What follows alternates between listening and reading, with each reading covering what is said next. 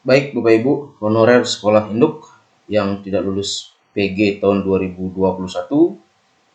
mungkin Bapak Ibu ada yang bertanya-tanya, apakah honorer sekolah induk bisa tergeser oleh yang lulus passing grade dalam seleksi P3K tahun 2022? Mari kita simak baik-baik Bapak Ibu. Nah, ini sebagai penjelasan awal, honorer sekolah induk yang saya maksudkan di sini adalah Bapak Ibu yang mengajar di sekolah saat ini, kemudian tidak lulus PG tahun 2021 dan tidak ikut seleksi P3K tahun 2021.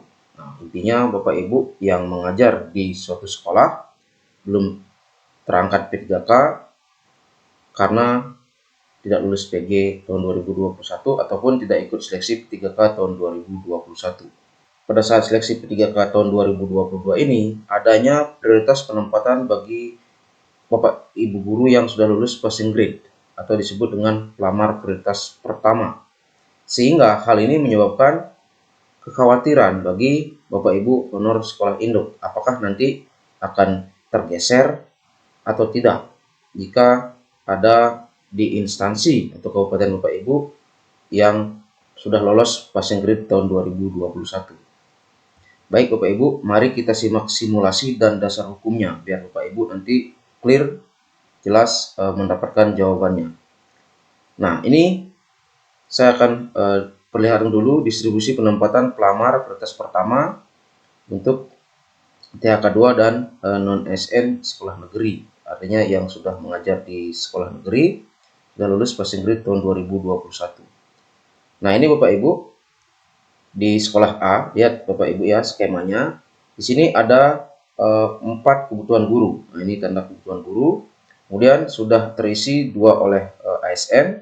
Kemudian 2 ini adalah guru non-ASN yang tidak lulus PG ataupun yang tidak lamar pada tahun 2021. Dan ini ada 1 guru non-ASN yang sudah lulus passing grade. Sehingga dengan keadaan yang seperti ini, maka 1 orang guru yang sudah lulus PG ini akan langsung menempati formasi di sekolah A ini. Nah, yang satunya ini tidak terisi karena apa? Ini masih tersisa 2 guru non-SN yang tidak lulus PG atau tidak melamar tahun 2021. Sehingga ini akan tetap kosong 1. Kemudian di sekolah B ada 3 kebutuhan guru, 2 sudah terisi ASN, sehingga ada 1 yang kosong. Nah, tapi di sini ada 2 guru non ASN yang sudah lulus PG, sehingga ini nanti akan langsung terisi oleh guru yang sudah lulus PG dengan peringkat terbaik di sekolah tersebut. Sehingga yang 1 ini nanti akan masuk kemana? Nah, inilah nanti yang akan masuk ke dalam lingkaran ini yang akan terjadi pendistribusian ke sekolah lain jika masih ada formasi di instansi atau kabupaten tersebut. Nah, kemudian di sekolah C kasusnya sama Bapak Ibu, ada 3 kebutuhan guru, 1 yang masih kosong karena ini 2 sudah terisi oleh ASN, kemudian ada 2 guru yang sudah lulus passing grade, sehingga guru yang berperingkat terbaik di sini akan langsung menempati formasi dan yang lagi 1 ini akan masuk ke lingkaran ini. Nah, pertanyaannya, kemanakah nanti guru-guru yang lulus passing grade yang masuk ke lingkaran ini? Nah, inilah yang nanti akan didistribusikan. Kemana didistribusikan? Apakah bisa ke sekolah A? Ini tidak bisa ke sekolah A, Bapak Ibu. Nah, kemanakah didistribusikan? Kita lihat lagi. Di dalam instansi atau kabupaten ini masih ada sekolah lain yang membutuhkan. Nah, di sekolah ini.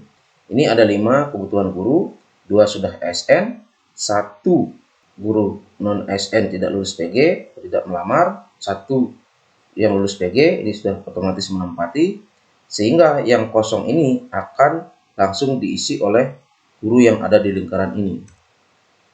Nah, peringkat 1-nya akan ke sini. Kemudian yang peringkat kedua yang tadi masuk lingkaran ini kemana? Ini tidak akan bisa menempati formasi karena tidak ada lagi formasi kosong di instansi ini. Kenapa tidak bisa ke sini? Nah, nanti akan terjawab Bapak Ibu. Kemudian simulasi yang kedua Bapak Ibu, ini ada 4 orang guru yang sudah lulus PG, di mana guru-guru ini adalah guru lulusan PPG atau yang mengajar di sekolah swasta. Di instansi ini tersedia 4 guru yang sudah masuk lingkaran. Namun, di sini hanya tersedia 3 formasi yang masih kosong, sehingga untuk yang berperingkat 1, 2, dan 3 ini akan bisa menempati formasi, dan yang keempat ini tidak bisa menempati formasi. Sehingga sekarang saya akan bahas dasar hukumnya. Kenapa seperti itu?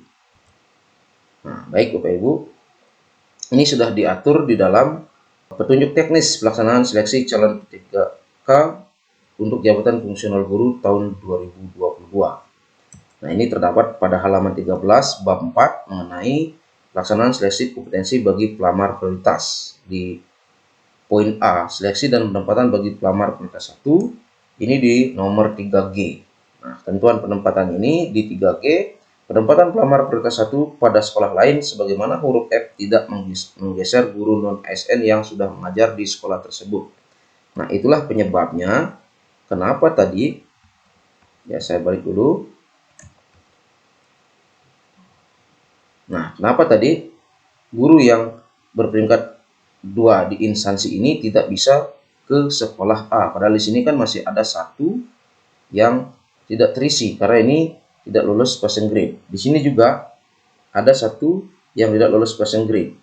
Di sini juga masih ada 1 tidak lulus passing grade. Nah, itulah dasar hukumnya yang tadi. Penempatan guru lulus passing grade tidak boleh menggeser guru non-SN yang sudah mengajar di sekolah tersebut atau di sekolah induknya. Jadi Bapak Ibu, kembali lagi ke sini, kesimpulannya guru honorer sekolah induk ini akan aman, ya, tidak tergeser oleh guru yang sudah lulus passing grade di tahun 2021.